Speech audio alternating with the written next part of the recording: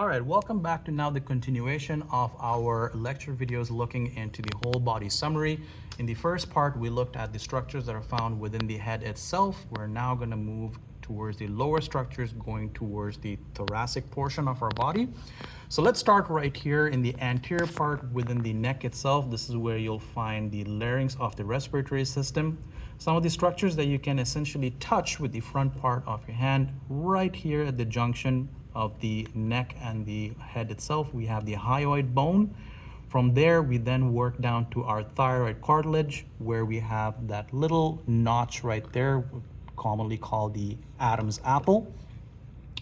Working our way down, then we have the thyroid gland. This is what we learn in the endocrine system that is responsible for the production of thyroid hormone, primarily controls metabolism.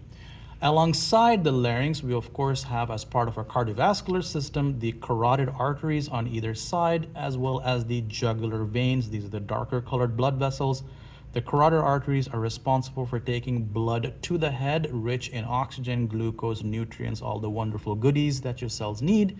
And then the jugular veins, the darker colored blood vessels, is what returns the blood from the head back to the heart itself.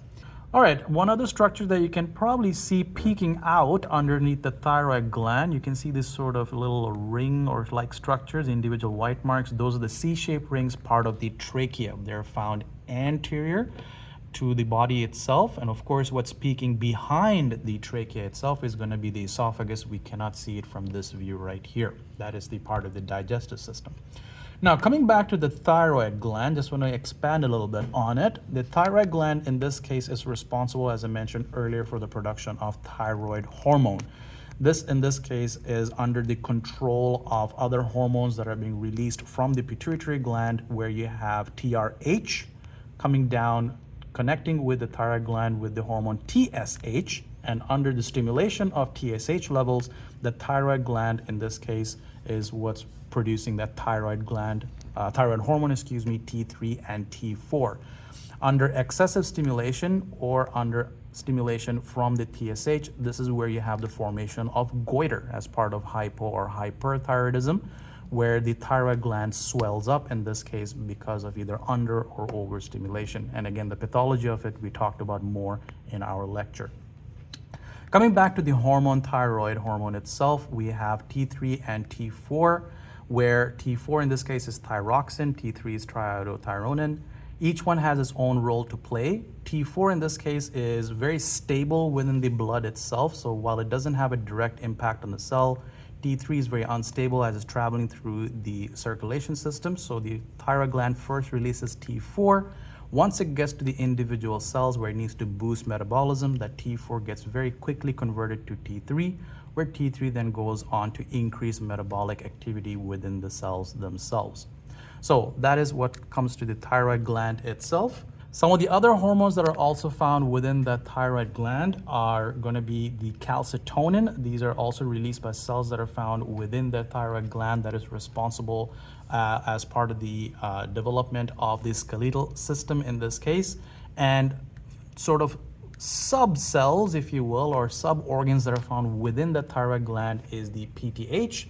They're typically found on the posterior portion of the thyroid gland. PTH is again an antagonistic hormone to calcitonin when it comes to the regulation of our skeletal system itself. All right, so now that we talked about the thyroid gland, we talked about the hormones that are produced from here, whether it's the thyroid hormone, calcitonin, or from the parathyroid hormones, PTH hormone. Let's work our way down now to the thoracic cavity itself, where again, the outer structures that we can highlight right away are going to be the pair of lungs. We have the one on the right, one on the left. The right has 3 lobes, the left has 2 lobes. And what's situated between the lungs is, of course, our heart.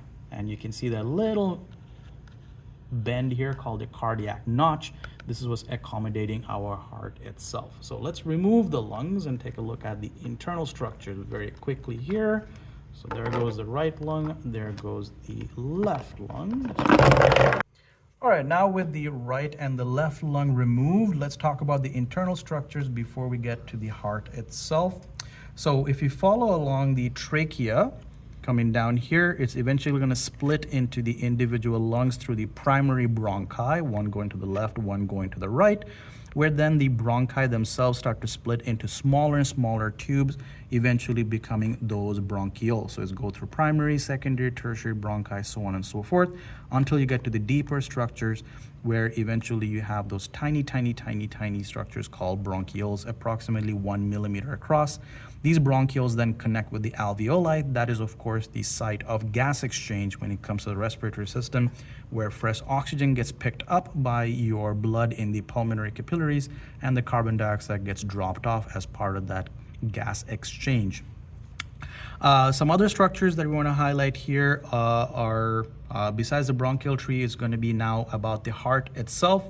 So coming to the heart, on the outside it has a pericardial sac that protects the heart itself. It's a double-folded membrane.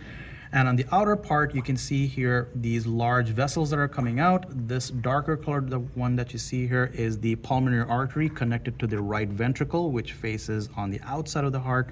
On the back here, we have the aorta coming into the aortic arch. This connects to the left ventricle, which is pointed more towards the posterior portion of the heart. We'll show you that once we open up the heart itself.